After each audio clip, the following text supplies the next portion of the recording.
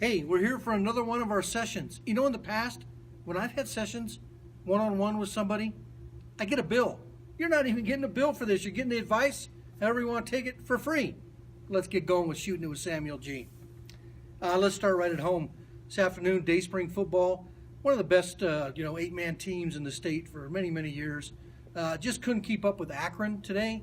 Akron, a powerhouse in years past, and I don't know, one of those situations where Dayspring may be running out of their tough guys that Mick Holmes likes to develop, and it goes in cycles, but boy, he's been able to keep that cycle high, and I hope the Eagles can get back on the beam for the rest of the season and make a run at another title. They're a fun bunch to watch, a fun bunch to cover when I used to cover them, really respectful kids, and you like to see those kind of kids win. Head over to Windsor, or I guess over to District 6, but Windsor football, undefeated, and, took on Greeley West last night and took it to them.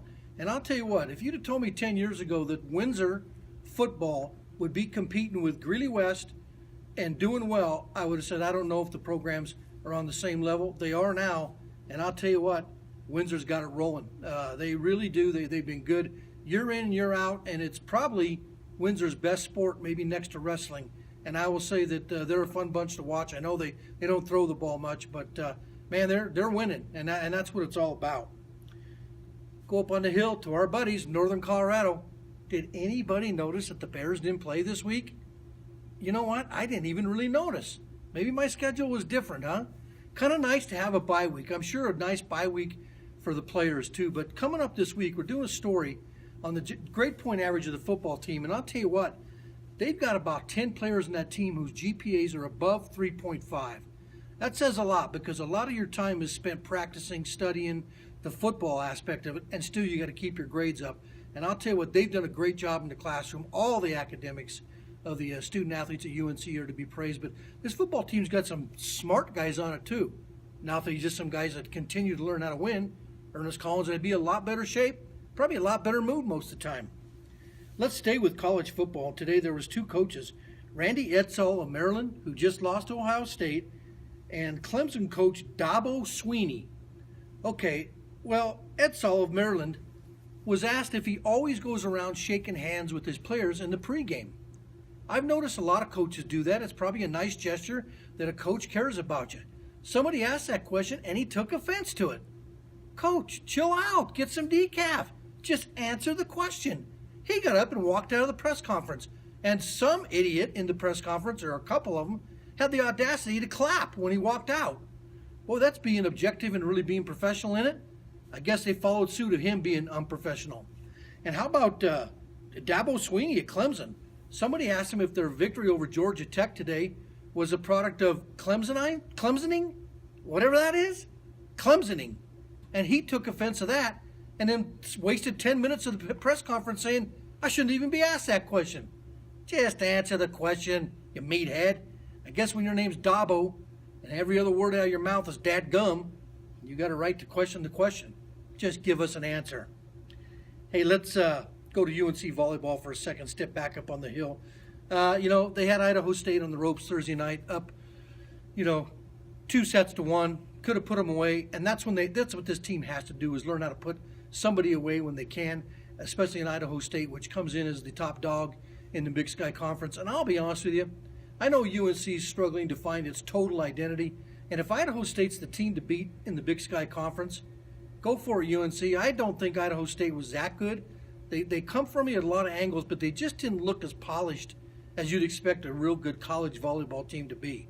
Now, the Bears came back and swept Weber State today, and got a little bit of production from everybody, including Alex Clone and Courtney Lockey, who's really getting some playing time. As a matter of fact, was in the starting lineup today. The little gal from Eaton is really cranking it up. Hopefully she can stay healthy and really have a career that we can all be proud of at UNC, and somebody to keep in mind to watch as she progresses. But hopefully UNC keeps progressing in the next 3 weeks, because that's when it's going to really count, and we'll see how things roll.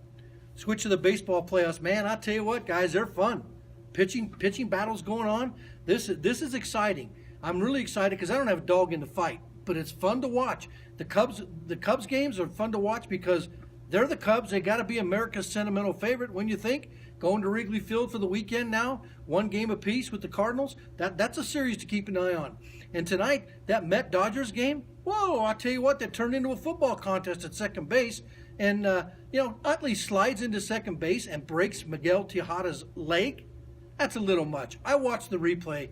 Was the slide a little more than it should have been? Absolutely, but we're not playing checkers here, I understand.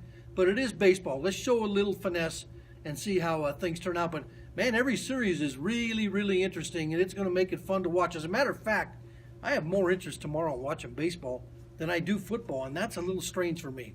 But I'll turn the Broncos on, watch a little bit of it, and realize again, I just don't see them being a 4-0 team.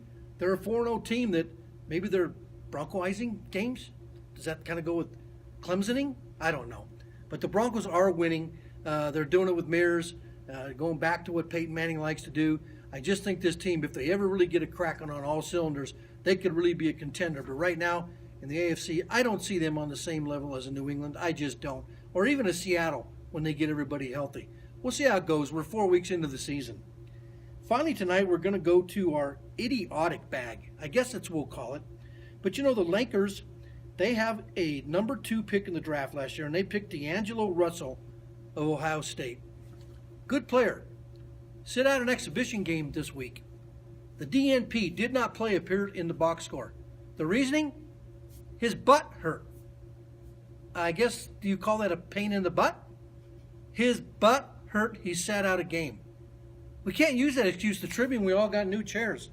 New chairs that will comfort our butt, I guess. His butt hurt. That's what you call a real pain in the you-know-what. Hey, hang on and I'll see you next week. Looking forward to it.